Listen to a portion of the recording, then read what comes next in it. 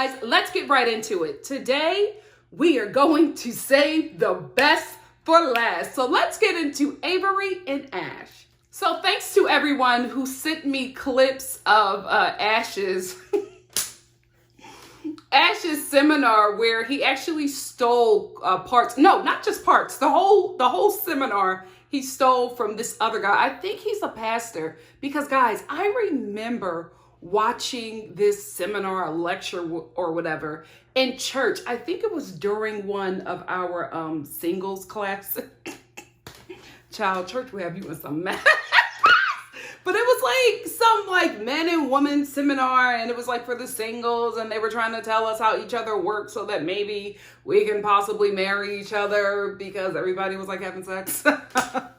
And they were like, y'all sinning. But anyway, thank you all who sent that to me. When I watched it, I was just like, I totally remember watching this seminar in church, and like all of the women were rolling their eyes. I know for me, I probably rolled my eyes so far back in my head, they probably almost fell out because I was listening to that seminar like, what the hell? And I had the same reaction to Ash, and I didn't know that he stole it from that dude. So this episode picks back up where we left off with Avery and Ash, where they're on some kind of bridge. He walks away from her because instead of comforting him about his sexist seminar, she, as a woman, challenges her partner that she wants to marry and bring him and his kid to live with her in the United States with. She is questioning how he's thinking. Ash at that moment wanted to be comforted, although he offended every woman in that room, especially the woman that he wants to be his wife. So he just wanted to be comforted. And because she was not comforting him, he, had to temper tantrum, walks away. The producers have to stop him because he got in his car and he was about to leave her. And did you see the way he looked at her? I was like, well, what are you about to do to Avery, Ash? Let us all know. The look he gave her, I was like, oh, Avery, sis, how many red flags do you need? Because Ash has given you several on just the bridge alone. So the producers convinced Ash to stay and talk to Avery because he was about to leave her in Australia. Girl, red flag. But, Avery, sits down and tries to talk to Ash. And he immediately says that she is attacking him.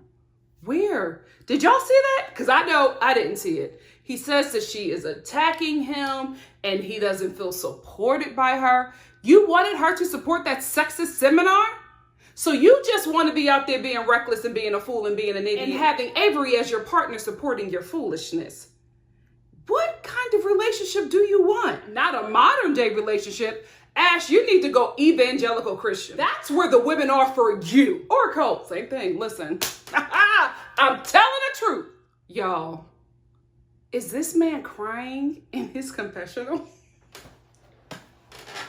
Not because he lost someone, not because he's upset with how he treated Avery. He's crying in his confessional because Avery attacked him. Are you serious, dude? He's like, it hurts. What hurts? That she confronted your foolishness? You don't want to get better. You just want a woman who will sit there and go, yes, whatever you want, master. Go in the kitchen, make you something to eat, and then sit down and lay on a bed and just wait for you to impregnate her. That's what you want. You do not want a partner at all. Ash wants a slave. That's what he wants. And this is how I know that for sure Ash is a gigolo. Because they finally get to the Airbnb because they can't come to any kind of conclusion while they're out on the bridge. And they decide to go back to the Airbnb because it looked like Avery was about to turn into a block of ice. Sis was trying to listen, but she was cold. So they get back to the Airbnb and Avery is ready to discuss it with him. Not emotional, just, a regular adult trying to have a conversation with her partner about his sexist seminar. Ash comes in guns blazing, saying that she's not a nice person, that she was attacking him. And I'm like, what kind of manipulative, whiny man-child are you? He was so disgusting, so off base. And poor Avery just sat there and listened to him. And the thing that upset me was she didn't upset me, right? But the fact that she was still sitting there listening to him because she was trying to make this work. You know what I mean? She didn't walk out on him. She listened to everything that he said. She did not attack him. She spoke to him, really kindly. And he just still was, because she didn't say that she was sorry and he was right, he would get more and more angry. And I'm like, how are you a relationship coach when you are having a temper tantrum with your partner who is not attacking you, who is speaking to you softly, not condescending, trying to understand what you are saying, and because you are not getting the answers that you want and you're wrong, you're flipping out, taking off your mic, turning to the producers, telling them how terrible your partner is. And I'm like, people pay you to coach them on relationships? People are paying you for sex, Ash. He is a gigolo. There's no way he is a relationship coach and he cannot have a conversation with someone that he wants to marry. He's flailing about, having a temper tantrum at his big age, not listening to anybody, threatening to leave her, and Avery is literally sitting there like this, trying to wait for him to calm down so that she can speak to this grown man. Gigolo! He's a gigolo. Avery, how many red flags do you need? You got enough children, mama. You don't need another. And can we also take note that he has now left her twice in one day? Twice. He left her on the bridge. The producers had to stop him from leaving her. He packed his bag and is preparing to leave the Airbnb. The producers have to stop him from leaving her. She traveled from America to Australia to see you, and you have abandoned her twice in one day. Avery, is the show telling you to stay? Because the sex can't be that good. Or is it? He charges for it. So who knows? Who knows? Jeffrey and Varya. At this point, I am thoroughly convinced that Varya is just trying to get to the U.S. because she's still sleeping with Jeff. Girl, what are you doing? Sis, you can get a less violent American man, I promise you. You can still come to the United States and live a healthy life and not have to date a felon. I don't know why she is like so invested in this guy. Maybe it's the TV show. Maybe it's a TV show because I'm just like, yes, me and you are talking, right? But if I finally meet you and you're like going off on my friends, you're just like snapping and having temper tantrums the entire time, and then you reveal to me that you're a felon, and my mom is just like, no, I don't want this for you. My brother is like, I don't want this for you. Like, there are just so many, her and Avery, I just don't understand. There's so many red flags and you guys are still in it. So I'm thinking at this point, unless there's a lot to both relationships that we are not seeing on camera, I'm thinking at this point that they're literally probably still just staying around for the show. I can't believe that these two women who seem to be smart women are still interested in these men after what has developed over the past few months. I just can't believe this. I cannot believe this unless they're completely different off camera and we're not seeing the full story. But from what we have received, there's no way that these women can I just don't believe it. I just don't believe it. So Jeff has snapped at Varya several times, almost fought the entire dinner table of her friends that came to a meet my new man dinner specifically for him. This whole dinner was set up for him and he almost beat up everybody there at the table, including Varya. After that, he then reveals to her that he got locked up a couple years ago for, dealing drugs or whatever. He told her that he got locked up one time. See, you cannot do this with an American woman. You're not no white man from the South. Seems like you got some money and no meth addiction. You are not getting locked up for 3 years in a federal prison for one offense. Don't make no sense, but you can get over on a girl from Russia with that mess. So after all this has happened, they then beat each other with leaves and skinny dip. After all of this, Jeff sits Varya down and he's just like, this is what a relationship is. We have ups and downs. No, we just have you snapping on this woman. That's it. There's only been downs, no ups. Is the beating each other with those spiked leaves, is that the up? Because when have you ever had an up? When you stopped the car and got out and pulled some weeds to give to her mother, meeting her the first time, that was your gift to her mother? Was that the up? Because it's only been a down. When has there been an up for this couple? Never. There's never been an up for this couple. But he tells her, this is what a relationship is. Ups, downs, we've been through it all. This is what a relationship is. I'm ready to have you as my wife. Let me tell you something. It's been about 90 days with this dude, and all you've done was cry and try to convince your family that he is not a serial killer. This is not a relationship. Maybe a relationship on Snap, but not in real life. Not with sane human beings. This is not a relationship. This is not a marriage, Varya. He is literally telling you that what you guys have been through for the past 90 days, this is what he thinks a relationship is. He is not okay. He is not well. Only Jeff and Charlie Sheen think that this is what a marriage is like. But something tells me that Varya next week is going to say yes. I think she's going to say yes to this dude and remain engaged to him. And, listen, get to the United States. I think there's another way. I think you can get an American man that, won't black both your eyes. I think that there's another way for you to get here. But girl, if this is what you choose, stay safe, stay woke, and know how to dodge a punch. Because it's coming. I'm just giving you some true duck and dodge. And keep 911 on speed dial.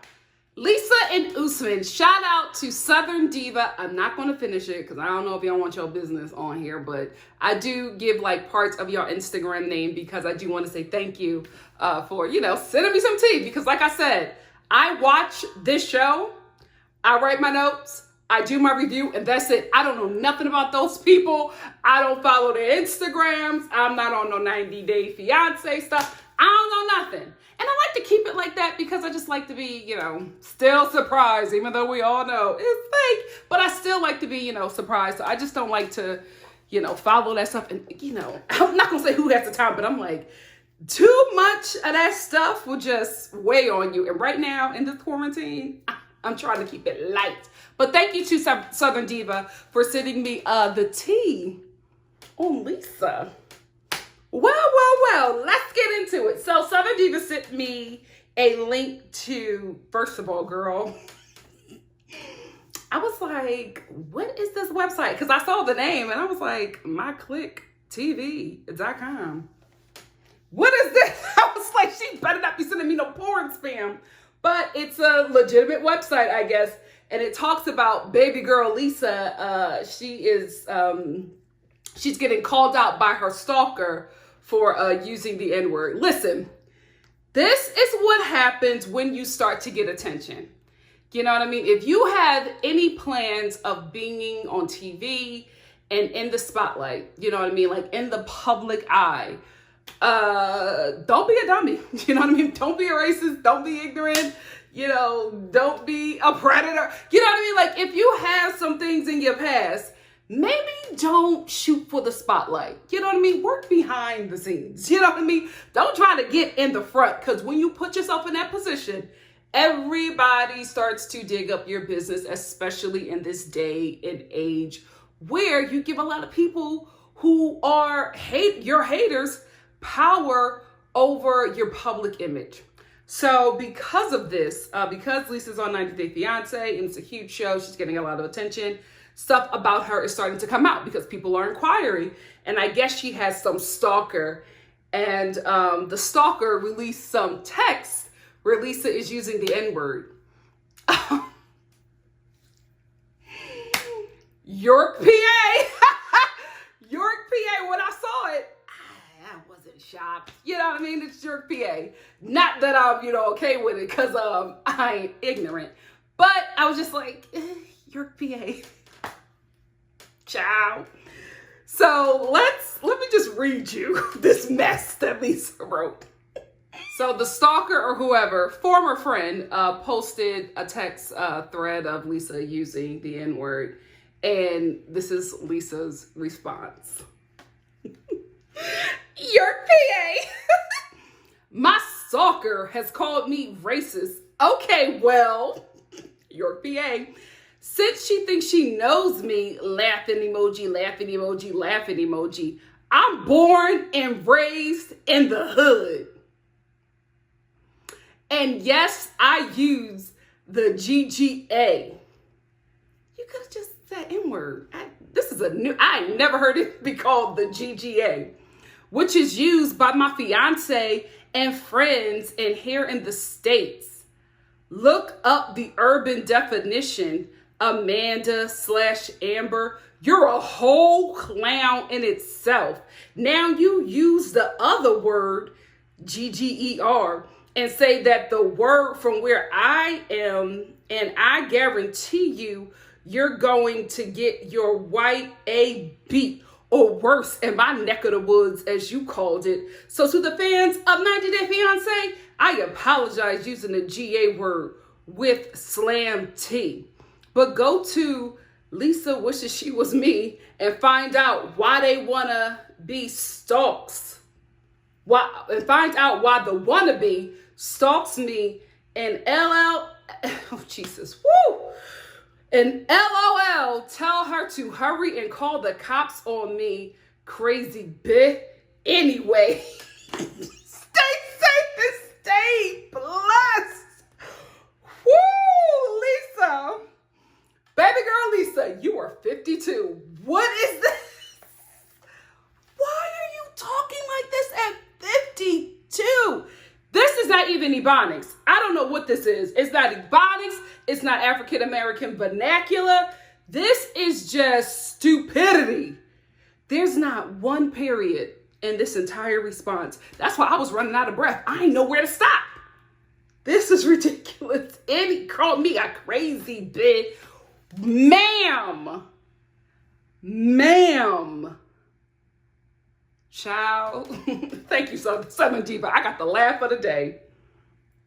And I guess the girl that she called the clown, Amber, she started an Instagram called Lisa Wishes She Was Me. And she says, so because you have other ethnic friends, that gives you the right to say the derogatory word. No, honey. It does not. Sorry, not sorry. So is this that girl with the piercing? Anyway, so Lisa has been exposed for using the N-word. This is what I'll say about that. Like I said, I'm not surprised. Lisa's from York, PA. Unfortunately, there are some of my people who, to make others feel comfortable, give them the pass to use derogatory language that some of us use as a way to reclaim its power, right? Basically, there are some Black people who allow non-Black people into the culture and just allow them to be reckless. I ain't one of them. Okay? Not in my community. But, some do that. And then there are non-Black people who get that pass from that one Black person and think that this is how we all are and feel comfortable using the kind of language that they hear from the Black people that they are in a community with, who use it with them and don't feel any kind of way. And they think that that is how the rest of the world is, because one Black person is every Black person. Although to us, we're not a monolith. To everybody else, we're the same damn thing. So that is where she's coming from. Do I think she's racist? I need more information. I need more tea to make that assumption. I don't get that from her, from what I've seen on the show and from even this exchange. Do I think that she is ignorant? Yes. And from an impoverished community? Yes. Do I think that she is around Black people, some, maybe one, who allow her to use certain language that she should not be using towards them, with them, or whatever? Yes. That is her community. And I think she's learning now that she's on the TV show where you interact with the world. She's learning that certain things about her are not okay. That happens to everybody. You know what I mean? I had to learn a lot when I was coming up as a kid and growing into a woman and making friends with people, specifically people from the LGBTQ community. You know what I mean? I came from a very Black conservative church, and the way that I was speaking, it was just like, listen, we like you, girl, but you want to get it together. You know what I mean? So I was able to learn and grow, and that is just because I was blessed enough to have people in my life who were patient with me when they did not have to be. So hopefully that's what Lisa gets. But I'm not sure, you know what I mean? Because listen, I wasn't ignorant. I got it right away. You know what I mean? And I applaud you. Everybody ain't like me. So I don't know, but I don't get that from her. From what I've seen, I don't know her. From what I've seen, baby girl Lisa on this show, I just don't get that she's a racist. And I think that people like to throw that out because that's like the worst thing that you could say to a white person at this point, or label a white person to be at this point. As worse as it can get, you know, it's not that bad now because there's not really anything known as cancel culture. A lot of people say it, but there's still a lot of racists getting big paychecks. So racism is big business for a lot of people as well, especially racism against Black people. But that's a whole nother, video. Black outrage is good business for a lot of people and companies. So yeah, I don't think that baby girl Lisa, from what I've seen so far, to make that call right now today, I don't think that baby girl Lisa is racist. I think she's ignorant. I know York, PA. That's all I'm gonna say about that. So Lisa and Usman finally make up after she gives him the middle finger and stomps away in her jean capris. Usman follows her and they get into this whole conversation about 60-40. What? If this is not another version of Avery and Ash, like, what are they talking about? 60-40, I am Naja, man. You give me, I give you 40, and that's because you're an American woman. So what the hell are the women from your community getting from you? You know what? Oh, Usman, I've been defending you, but you giving me Ash. You giving me Ash. And then Lisa keeps on going back with this thing, but no, as an American woman, you're not going to talk to me like that. I don't believe this, right? I don't think that this is how Lisa thinks. I don't think that she thinks that, oh, I'm an American woman and he's going to respect me and this is how American women are. That gives me script. I feel like that is scripted and somebody is telling her to say that to, you know, go back and forth with Usman. Not saying that I don't think that she will go back and forth with him, but she keeps on throwing out, I'm this American woman and American women are like this. I don't think she talks like that. I don't think that she is just like American women have to have respect and all of this stuff. I think she talks like, no, you're not going to treat me like that. You're not going to talk to me. And it has nothing to do with her being an American. It has everything to do with her being from York, PA. It's just like when she keeps on coming up with this, oh, as an American woman, I don't get that from you, Lisa. I don't. Hood. Is York, PA hood? York, PA is ghetto. I wouldn't call it hood. Like, ain't nobody shook from anybody from York, PA. You're not going to leave your purse around them, but you'll be down to fight them. Let me stop. It's true, though. So now let's talk about this whole marriage license fiasco and the whole divorce decree. So they go to the marriage license office and they find out that Lisa, because she has been married before, they need a copy of the divorce decree to marry them in Nigeria. Lisa gets mad at Usman because she's just like, you should have told me everything that I needed to know before I came here. I asked you. Listen, I agree with her. If she, you know, reached out to her partner who wants to get married in Nigeria, let me know what I need to do to come there. You know what I mean? To, you know, marry you there. What is the paperwork that I need? However, I'm not married. I ain't never been married. Will it happen, Lord? Do I want that? You know, ugh, men today, my God. My God. Now that I'm out of church, I'm like, ugh. But you know, mama want grandkids, so we got to do it right. Anyway, I'm not married, right? But for some reason, maybe because I'm smart, celebrate yourself. Nobody else will. I knew. I'm like, if you were divorced, right? And you're trying to get married again, you don't think that you need to have a copy of your divorce decree, especially when you told the dude that you were married before. You're telling the marriage license guy that you were married before and now you are currently divorced. He's just supposed to take your word for it? No proof? Like, again, something is going on with them. I'm getting scared from this couple because I'm like, how did you not know that? How did you not know that you needed a copy of your divorce decree to get legally married again? That is just, you got to do that in America. You don't think you got to do that in Nigeria? Why not? Why not? Now that will give me pause, right? So I'm just, I don't know. I agreed with her that, you know, Usman should have told her everything that she needed, but I'm like, ma'am, You don't think you need to present a copy of your divorce decree? They have to prove that you are actually divorced. What? You know to bring your ID, but not your divorce decree. I knew that, and I'm big and single, okay? And after this quarantine, child, we're about to change that. Where's Andre? After Lisa and Usman realized that they cannot get married, and they only have 3 days to get married, after they realized that they cannot get married right away because she does not have a copy of her divorce decree, Lisa walks outside, Usman follows her, and with the 40% in the relationship that she has, because she's an American woman, she cusses Soldier Boy out, reads him for pill, and he sits there and accepts it. Although he says in his confessional that he doesn't know how much longer that he will be able to take this. Dude, you're going to have to endure it for a while. If you're trying to get to the States, she is showing you what your life is going to be in America, and she is giving you a mild version. She is giving you a mild version of York, PA.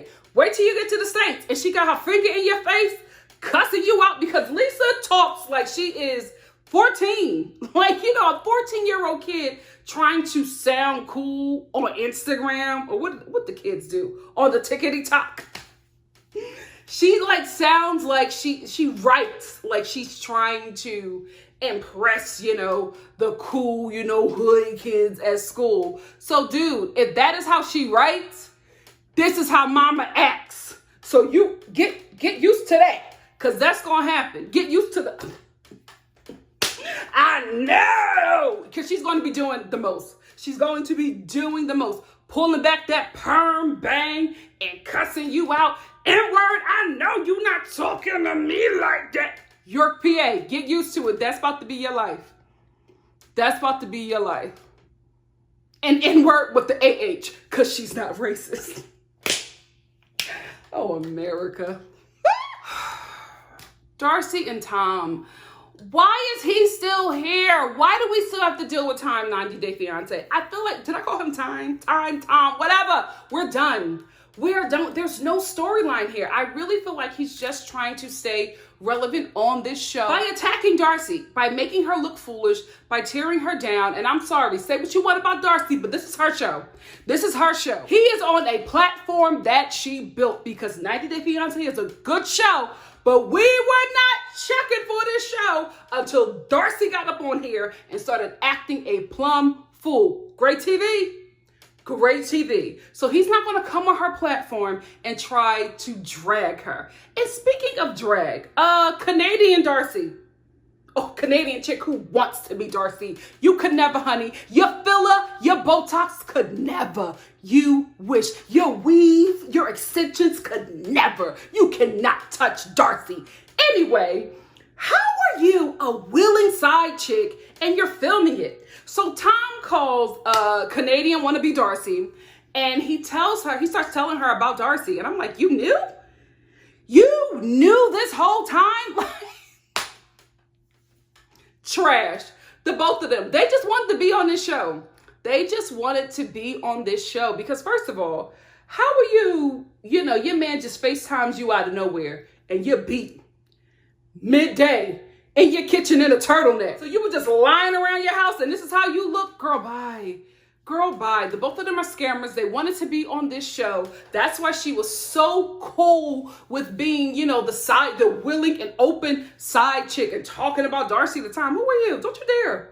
Don't you dare speak her name out of your mouth. You and Tom are not worthy. You scammers. We caught you. We caught you. And no more. 90 Day Fiance. We want no more of this dude. Darcy, don't bring him back, honey. You can do better. He humiliated you and continues to do that for camera time. You got another Jesse with a bigger head. And I didn't think that anybody's head could get bigger than Jesse's. Literally. Stephanie and Erica, y'all. My little sister said that Lisa dresses like a Lisa Frank folder. Can I tell you? I screamed because it's so accurate. It's so accurate because I was talking to the screen. That's what I do when I watch this show. I'm normally just spending a lot of my time watching this show, screaming at Ed. But Stephanie and Erica came on and I was just like, what is Erica's style? I was just saying it out loud. And my sister was like, a Lisa Frank folder. And it is. She dresses like a Lisa Frank folder. More specifically, the Lisa Frank Trapper Keeper with the rainbow tiger.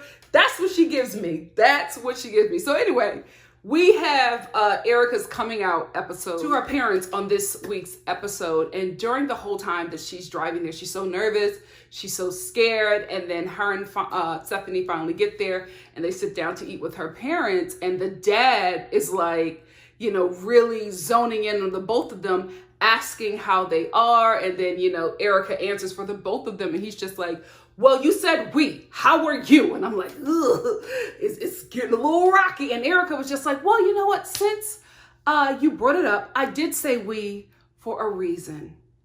Stephanie is my partner. And the dad is like, you, am I going to try to do an Australian accent? I'm going to try to do it. I'm an actor. Why not? Why not? Good day, mate.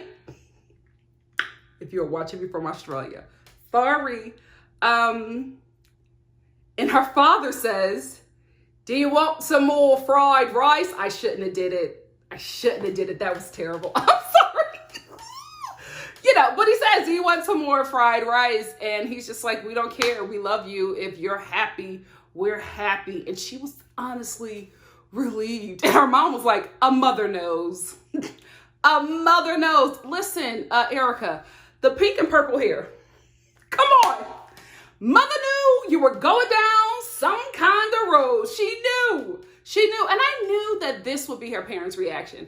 I didn't think that I didn't think that Erica's parents would not be accepting, because when you watch Erica, you have to know that she comes from a very loving and caring home just by the way she treats Stephanie.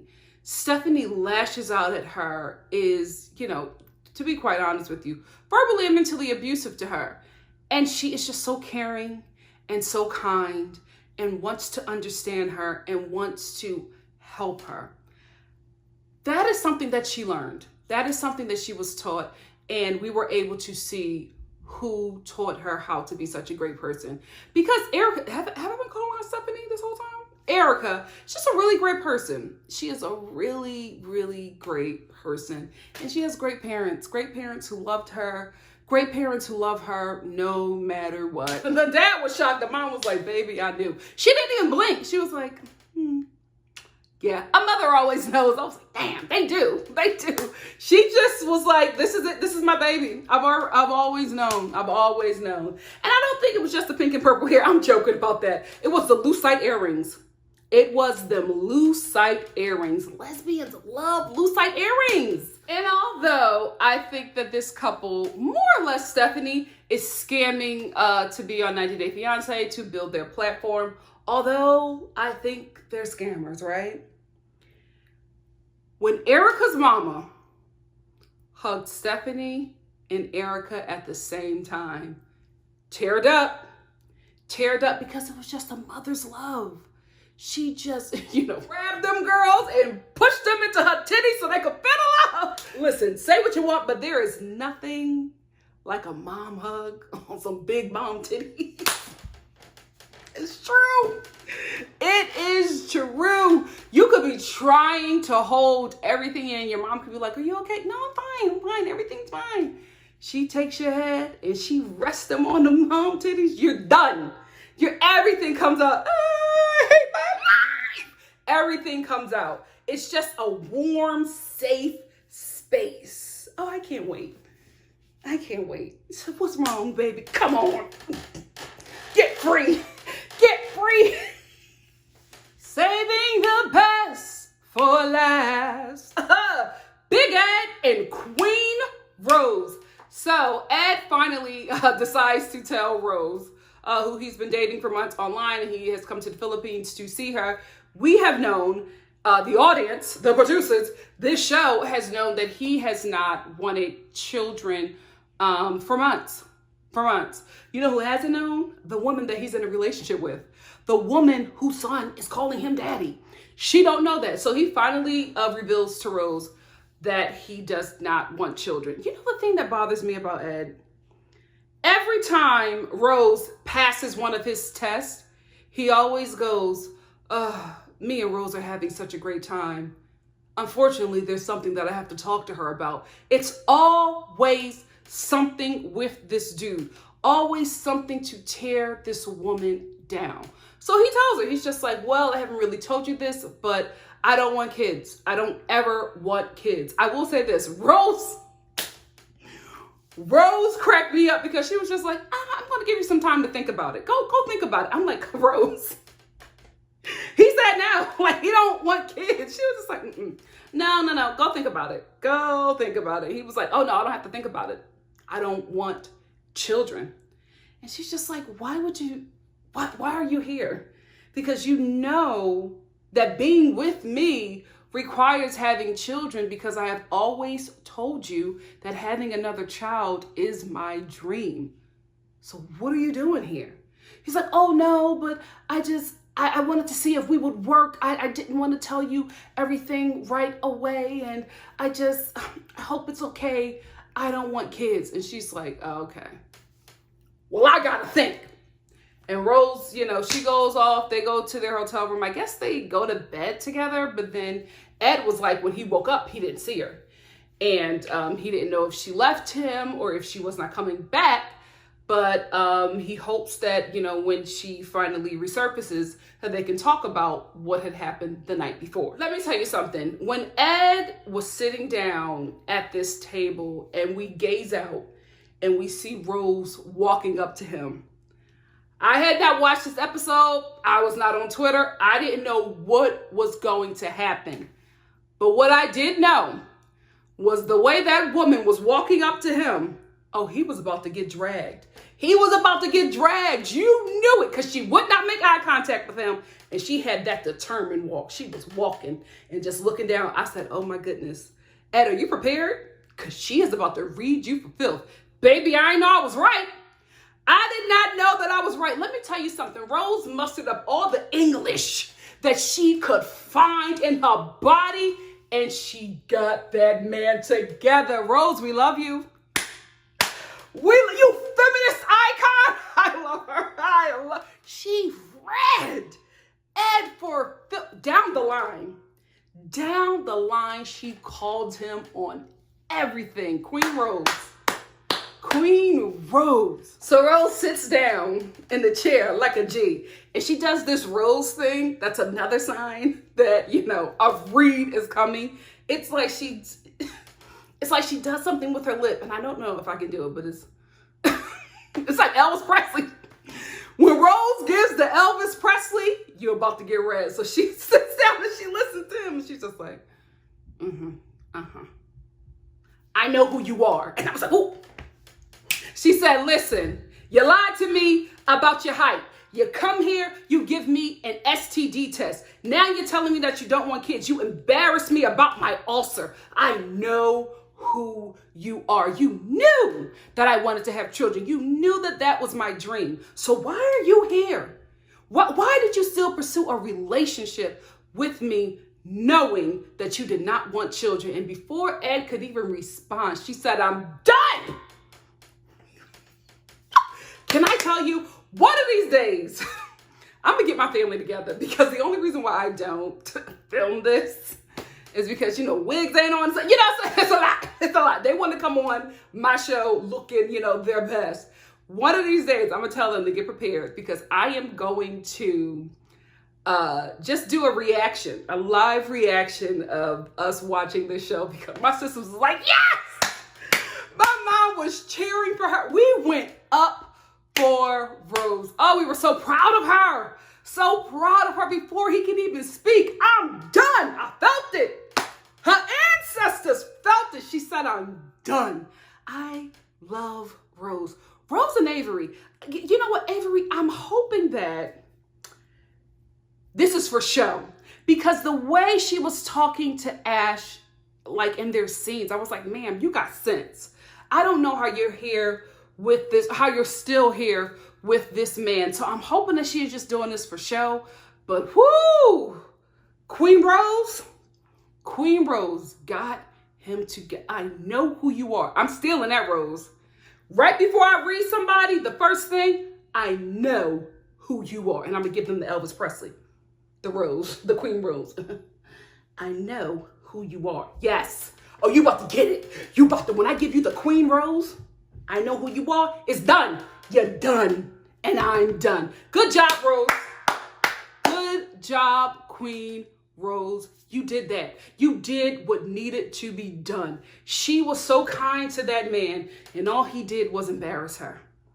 All he did was embarrass her. Even bringing up her sister, she was like, you think I'm like my sister? You think I'm after you for your money? I was here because I loved you. But no more. I'm done. I can do bad all by myself. Rose is done. I love her. Even if they're not together, I want another season with her. She kept this show rolling. During a pandemic, when don't nobody want to do nothing but cry and eat, Rose has kept us entertained. She did it. She did it. Good for you, Rose. I hope you get the raise that you deserve. You know what? And I just thought about this. Like, Ed is already trash, right? But I just thought about how he had sex with her, knowing that he didn't want to have children. Knowing that she probably was in this relationship with him because she did want children.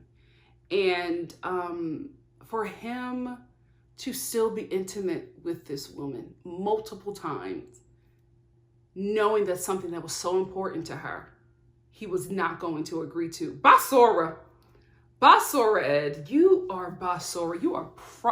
You are rightfully getting dragged. However, guys, leave this man's neck alone. He has a condition. We can read Ed on other things. We do not have to read his neck. There are a lot more things we can read him about. Specifically, those boxer briefs. I was like, why is your boxer briefs fitting like board shorts? Like, they were baggy. Comment him there, because he deserves to get read like that. Not about a condition. We better than that over here. On Twitter, that they are dragging him by his neck. Look, not me. I want to get into heaven. Okay. Anyway, that's it for me. That's all I wanted to talk about with this episode. What did you guys think about this episode? Let's talk about it in the comment section below. And if you like what you see here, please like, comment, subscribe, and share. And I will see you next Sunday for the following episode of, next Sunday, I gotta edit. Next Monday for the following episode of 90 Day Fiancé. I love you guys. Stay safe. Wash your hands. We're gonna get through this. See ya.